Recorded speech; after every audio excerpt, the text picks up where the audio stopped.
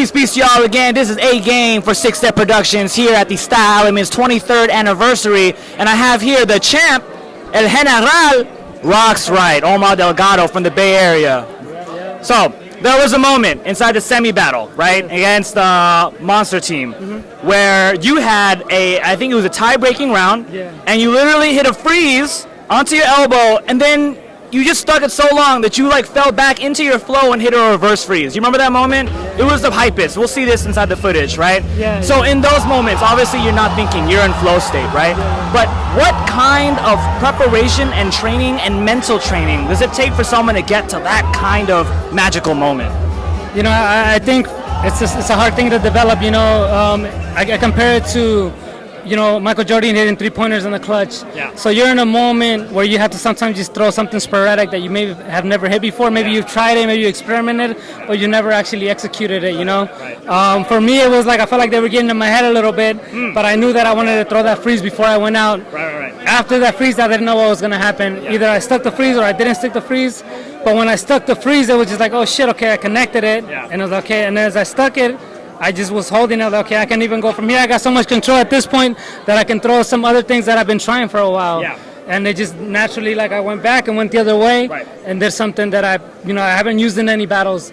So, you know, as I speak, and I speak a lot about it through my social media, is, you know, you got to keep the element of surprise alive and breaking. You know, a lot of people sometimes don't do that. And for people that have been in the game for so long, it's hard to do that, you know. It's not easy. And to get to that level, you have to constantly be practicing, developing new ideas, and being honest with yourself about where you're at. You know, sometimes our egos get big, we get confident or over egotistical, like, you know, nobody can fuck with me. But in reality, we all can lose at any moment. Guys come up, new kids are coming up that are even more amazing. They're doing crazy things, so you got to stay on your toes. You know, so if you're not being honest with that, then you're not going to continue to grow. So that's the type of mindset that I've always had. So. So you said something about they were getting in your head and you pushed that aside in order to perform at your highest level, right? You've been competing at the highest level for a decade plus at this point. And you've met silent killers to the loudest trash talkers, right? And there are people who've gotten in your head and there are people who try. So for those who like get in your head and the moments where you are able to push that aside, what is that gap between you being able to rise to the moment and someone else who has trouble with that? It's composure. So, you know, like, people try to get in your head and try to utilize tactics by talking shit or, like, you know, just pointing out this or saying, like, oh, you're whack or this and that, you know, trying to intimidate you in ways. But in the end, for me, it's like, just keep my calm, keep my cool. And I know that at that point, I have to believe in myself more than he did. Like, I have to be like, okay, you did something cool, but I have to take you out with my style and my unique moves that I'm going to try and do that I know you're not doing. So that's kind of the mindset. Even if they are unique, you still got to go in there with that confidence, like being like, yo, I got some stuff that I know is mine. And I'm going to try and use the best of it and execute it in a way that maybe you haven't seen it before. And so that's kind of where the thing comes in. So, you know, I guess I'm kind of chill, I'm quiet, I'm timid sometimes, but when it comes to battles and the heat of the moment and things get heated, sometimes the composure stays in, and it's just a ball of energy that I keep and I let it out whenever I feel it's needed, and all of it really comes through the floor. You know, so I let that energy out in my movement. I don't want to let my energy out in the talking and the whole trying to intimidate you. I'd rather intimidate you with my movement and my moves and my techs and like the style breaking that I do than by trying to talk shit to you and intimidate you that way. Dope. So last question here, and this is one of my favorites. What is here at this event is the trifecta of Bay Area history.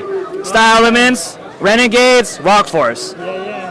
Renegades, Rock Force have been battling for 3 decades. 3 decades. Seriously, we're in it's been since 84, 87, right? 80s, right? 80s. That's insane. So this is like another step.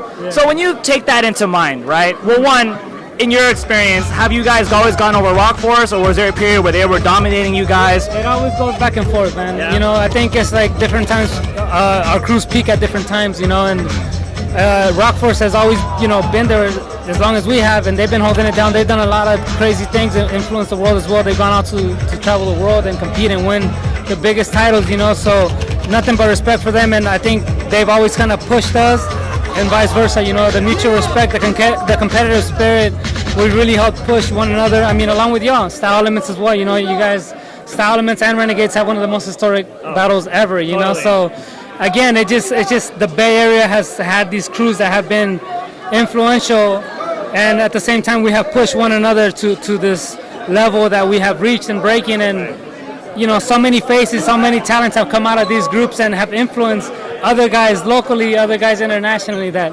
I think to have an all finals with the Bay here was magical, and it was something that hasn't happened in so long.